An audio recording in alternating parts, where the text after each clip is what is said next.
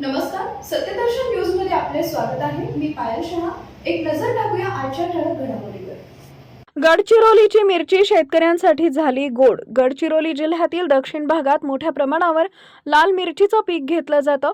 तब्बल 4 वर्षांनंतर यंदा या मिरचीला बाजारात चांगली मागणी मिळत असून शेतकऱ्यांना दिलासा मिळतोय.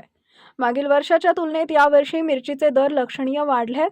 सध्या बाजारात लाल मिरचीला प्रति क्विंटल 20,000 रुपयांपेक्षा अधिक दर मिळत असून मार्च महिन्याच्या अखेरीस हा दर 25,000 रुपयांपर्यंत जाण्याची शक्यता शेतकरी व्यक्त करतात.